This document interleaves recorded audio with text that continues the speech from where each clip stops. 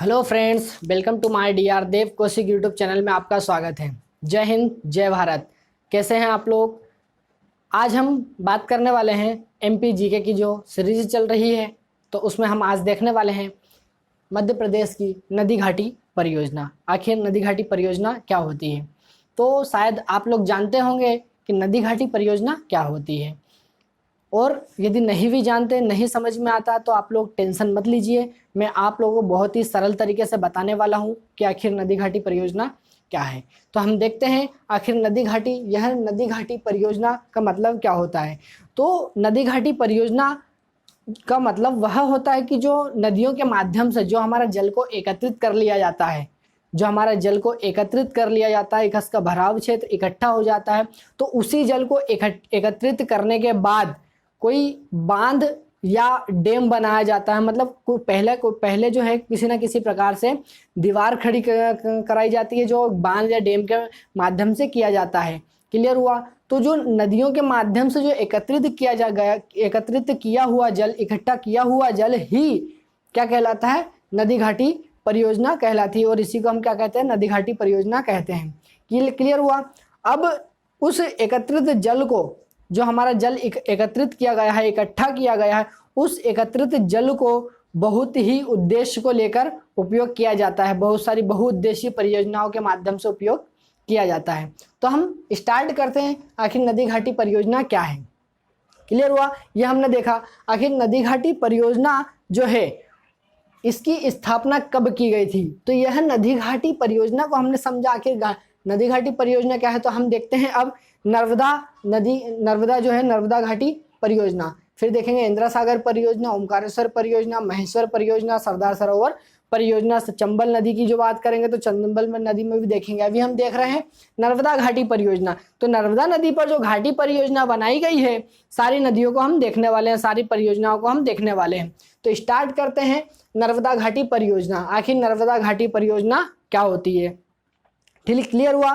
तो ये जो है सूखा क्षेत्र, जैसे मैंने बताया कि नर्मदा घाटी परियोजना को जो किया गया था, तो इसकी आपूर्ति का, इसका उद्देश्य क्या, किस हिसाब से किया जा सकता है। जैसे बात करें तो सूखाग्रस्त क्षेत्र में जल की आपूर्ति कराने के लिए, पेयजल की आपूर्ति को उचित ढंग से कराई जाए, बिजली बनाने के लिए। आप लोगों को सुना होगा कि भाई जहां पर एकत्रित जल किया जाता है वहीं पर बिजली का उत्पादन भी किया जाता है। जैसे बात करें ओमकारेश्वर में बिजली का उत्पादन किया जाता है, पुनासा डैम, इंदिरा सागर में बिजली का उत्पादन किया जाता है। तो इस प्रकार से जो हमारा जल एकत्रित होता है वहीं पर बिजली का भी उत्पादन होता है। अब हम देखते हैं नर्मदा घाटी परियोजना। तो नर्मदा घाटी परियोजना की स्थापना कब की गई और यह क्या है? क्लियर हुआ? तो देखें, नर्मदा घाटी परियोजना नर्मदा नियंत्रण प्राधिकरण की स्थापना, यहाँ पर इसमें स्थापना की गई थी। किसकी? नर्मदा नियंत्रण प्राधिकरण की स्थापना कब की गई थी? तो वह की गई थी 1980 में। यह नर्मदा घाटी परियोजना, यह मध्य प्रदेश, महाराष्ट्र और गुजरात की संयुक्त परियोजना है। यह परियोजना जो है महाराष्ट्र, मध्य प्रदेश और गुजरात की संयुक्त परियोजना है। बात करें तो यह भारत की 5वीं सबसे बड़ी नदी विद्युत परियोजना है। नर्मदा घाटी परियोजना जो है, यह भारत की 5वीं विद्युत सबसे बड़ी परियोजना है। यह नर्मदा घाटी परियोजना है। अब हम बात करें इंदिरा सागर की, तो इंदिरा सागर जो परियोजना है वो कहाँ पर है? तो इंदिरा सागर जो परियोजना है, यह पुनासा नामक क्षेत्र है। कहाँ पर? खंडवा जिले में जो पुनासा नामक क्षेत्र है, पुनासा नामक स्थान, वहां पर यह परियोजना है। इसकी स्थापना कब की गई थी? तो इसकी नींव कब रखी गई? तो 1984 में जो तत्कालीन इंदिरा गांधी जी थी, उन्होंने इंदिरा सागर परियोजना की नींव रखी गई थी। यह मध्य प्रदेश की सबसे बड़ी परियोजना है। यह मध्य प्रदेश की क्या है? सबसे बड़ी परियोजना है। इंदिरा सागर परियोजना जो है मध्य प्रदेश की सबसे बड़ी परियोजना है, और यह खंडवा जिले में पुनासा नामक स्थान पर स्थित है। यहाँ पर जो है बिजली का उत्पादन भी किया जाता है। बात करें इसके उद्देश्य की, तो यह परियोजना किन किन उद्देश्य को लेकर बनाई गई है? तो यह परियोजना बनाई गई है सरदार सरोवर बांध, महेश्वर, ओमकारेश्वर से जलापूर्ति कराने के लिए। यह वहाँ इन क्षेत्रों में जल की आपूर्ति कराने के लिए यह परियोजना चलाई गई है। क्लियर हुआ? अब हम देखें ओमकारेश्वर परियोजना। आखिर यह ओमकारेश्वर परियोजना कहाँ पर है? तो यह ओमकारेश्वर परियोजना खंडवा जिले में है, जहाँ ओमकारेश्वर का नाम इसलिए पड़ा क्योंकि वहाँ के स्थान का आकार ही ओम के प्रति दर्शाया गया है। ओम के प्रतीक का वहाँ का स्थान है, इसलिए वहाँ का नाम ओमकारेश्वर पड़ा, और ओमकारेश्वर के स्थान पर ही इस परियोजना का नाम ओमकारेश्वर परियोजना किया गया। यह मानधाता गांव है, क्या मानधाना गांव है, कहाँ पर, खंडवा जिले में, वहीं पर यह परियोजना की गई है। बात करें महेश्वर परियोजना की, तो यह महेश्वर परियोजना भी निर्माणाधीन है, मतलब इसका महेश्वर परियोजना का क्या काम चल रहा है। जब भी यह पूर्ण हो जाएगी तो आप लोगों को स्थापना वर्ष और सारी डिटेल्स इसके बारे में बता दिया जाएगा। बात करें हम आगे सरदार सरोवर परियोजना की, तो यह सरदार सरोवर परियोजना कहाँ पर है, उसकी नींव किसने रखी। हम इस चीज के बारे में देखें तो इसकी परिकल्पना किसने की थी। आखिर सरदार सरोवर जो परियोजना है, यह सरदार सरोवर जो परियोजना है, इसकी परिकल्पना किसने की, मतलब इसके बारे में बात किसने की। तो उसके इस परियोजना के बारे में जिस व्यक्ति ने बात की, उस व्यक्ति का नाम है सरदार वल्लभ भाई पटेल। क्या नाम है, सरदार वल्लभ भाई पटेल। कब की थी, तो 1946 में इसकी परिकल्पना की गई थी। 1946 में सरदार सरोवर परियोजना की परिकल्पना सरदार वल्लभ भाई पटेल ने की थी, इसीलिए इस परियोजना का नाम जो है सरदार सरोवर परियोजना रखा गया है। अब बात करें इसकी नींव की, तो इसकी नींव रखी गई थी 5 अप्रैल 1961 में। इस परियोजना की नींव रखी गई थी 5 अप्रैल 1961 में, जब हमारे देश के तत्कालीन प्रधानमंत्री जो थे जवाहरलाल नेहरू, उन्होंने इसकी नींव रखी थी। क्लियर हुआ। कार्य कब प्रारंभ किया गया, तो कार्य प्रारंभ किया गया था 1970 के दशक में। इस परियोजना का कार्य प्रारंभ किया गया था, ये अपन ने देख चुके हैं। अब जैसे सरदार सरोवर के बारे में अपन ने देख ली, नींव रखी थी और कार्य कब से प्रारंभ किया गया। अब अपन बात करें इसका, यह कहाँ पर स्थित है और इसकी ऊंचाई कितनी है, यह सारी चीज़ों पर हम चर्चा करने वाले हैं। तो आप लोग टेंशन मत लीजिए और वीडियो को रोकिए मत। वीडियो को यदि अंत तक देखेंगे तो आप लोगों को बहुत ही अच्छे से समझ में आएगी कि नदी घाटी परियोजना क्या है और कहाँ पर कौन सी नदी घाटी परियोजना बनाई गई है। क्लियर हुआ। अब हम बात करें जैसे इसके स्थान की, तो यह कहाँ पर स्थित है, तो यह भड़ोज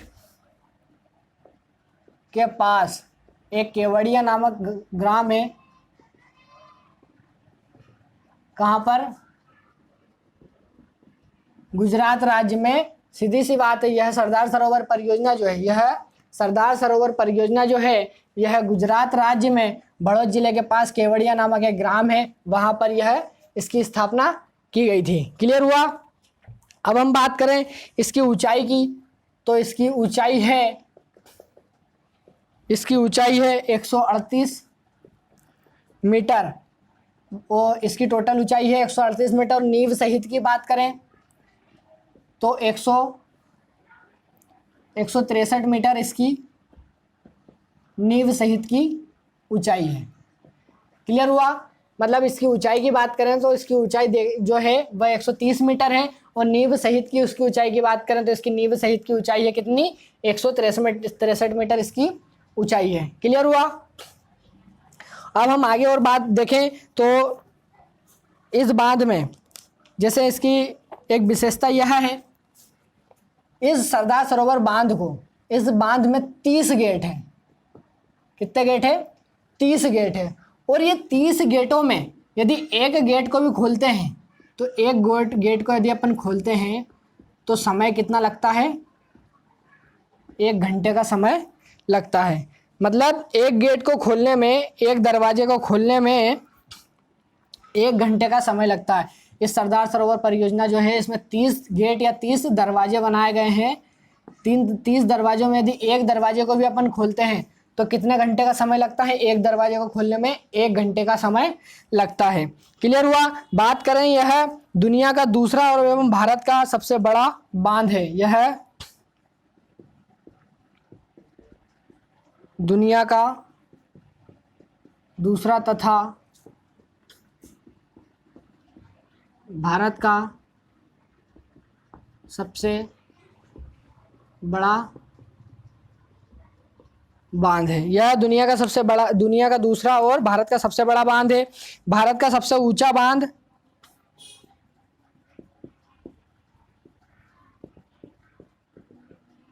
सबसे ऊंचा बांध टेहरी बांध है, जो कहाँ पर है, उत्तराखंड में है,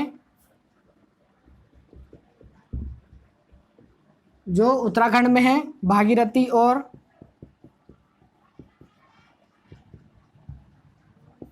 भागीरथी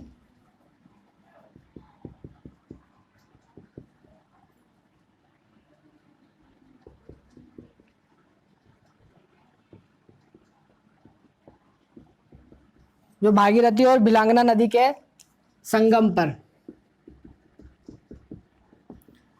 पर यह बनाया गया भारत का सबसे ऊंचा बांध टेहरी बांध जो है उत्तराखंड में बनाया गया है। कहाँ, भागीरथी और भिलांगना नदी के संगम पर यह बांध बनाया गया है। बात करें भारत का सबसे लंबा बांध की, भारत के सबसे लंबे बांध की तो कौन सा है, हीराकुंड बांध, जो महानदी पर बनाया गया है। मतलब भारत का सबसे लंबा बांध कहाँ पर है, तो हीराकुंड बांध है, जो महानदी पर कहाँ पर बनाया गया है, भाखड़ा नागल बांध बनाया गया है। और इसके बाद में बात करें तो भाखड़ा नागल की,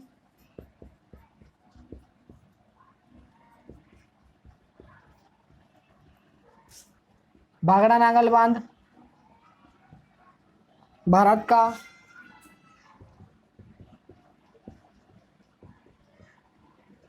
गुरुत्वी बांध है।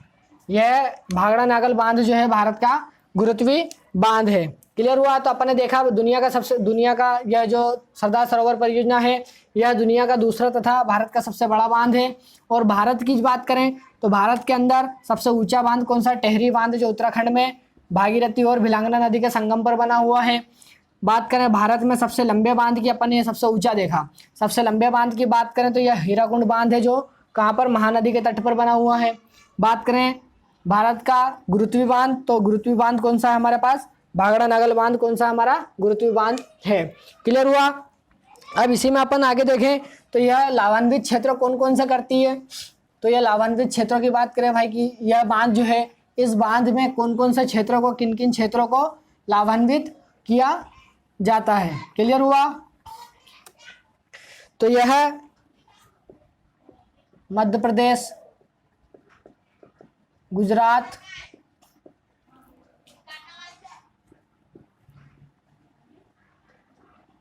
राजस्थान, महाराष्ट्र, इन राज्यों को लाभान्वित करता है। अब राजस्थान की बात करें तो यह राजस्थान में दो भागों में बांटता है, जैसे बाड़मेर और जालोर, बाड़मेर और जालोर में करता है। तो ये जो है यहाँ पर जो सूखा प्रभावित क्षेत्र है, सूखा प्रभावित, यह सूखा प्रभावित क्षेत्र के लिए यहाँ राजस्थान में यह लाभान्वित करता है। क्लियर हुआ। इसके उद्देश्यों की बात करें तो यह इनका उद्देश्य है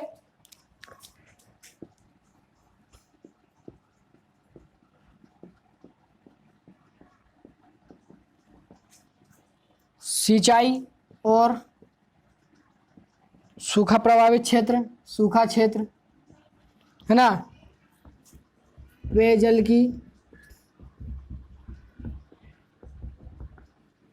की आपूर्ति, बिजली बनाने की, यह उसकी जो है कि इसका उद्देश्य इस प्रकार से किया गया है। और सूखे क्षेत्र की बात करें तो सूखे क्षेत्र में हमारा राजस्थान आ जाता है। राजस्थान में बाड़मेर और जालोर नामक स्थान आ जाता है। अब इसमें और बात करें कि सूखे प्रभावित क्षेत्र जो है, इसमें अपन देखें तो यह 27% भाग, यह है 57% भाग, 57% भाग मध्य प्रदेश में, 27% भाग महाराष्ट्र में और 16% भाग इस परियोजना का गुजरात को मिलेगा।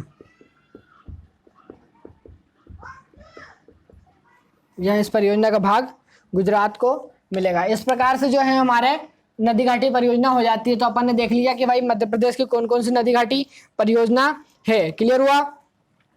और देखा कि मध्य प्रदेश में कौन कौन सी नदी घाटी परियोजना है। इस प्रकार से अपन ने सारी परियोजना को देख लिया, उसका महत्व समझ लिया, उनके उद्देश्य समझ लिए कि कौन कौन सी नदी घाटी परियोजना है। ये हमने नर्मदा नदी की सारी नदी घाटी परियोजना को समझा। तो मैं आशा करता हूँ कि आप लोगों को आज की क्लास जो है हमारी नर्मदा नदी घाटी परियोजना की बहुत ही अच्छे से समझ में आई होगी।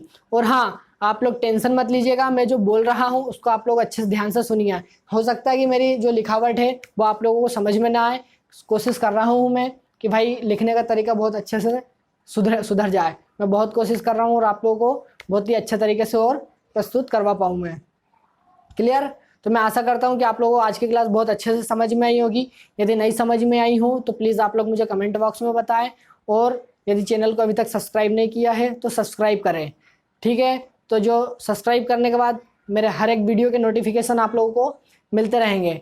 मैं आप लोगों को एक चीज़ और बता दूँ, यह हमारी क्लास मध्य प्रदेश जीके की चल रही है। इसी के साथ साथ मैं आप लोगों के लिए बात करें यूपीपीएससी, यूपीएसआई, और बात करें एमपीपीएससी, एमपीएसआई, जेल प्रहरी, फॉरेस्ट आदि एग्ज़ामों को लेकर जिस भी एग्ज़ाम में हिंदी पूछी जाती है उन एग्ज़ाम के लिए भी मैं हिंदी की क्लास आप लोगों को अवेलेबल करवा रहा हूँ। आप लोग चैनल पर जाकर हमारे वीडियो को देख सकते हैं। थैंक यू, धन्यवाद, वेल डन।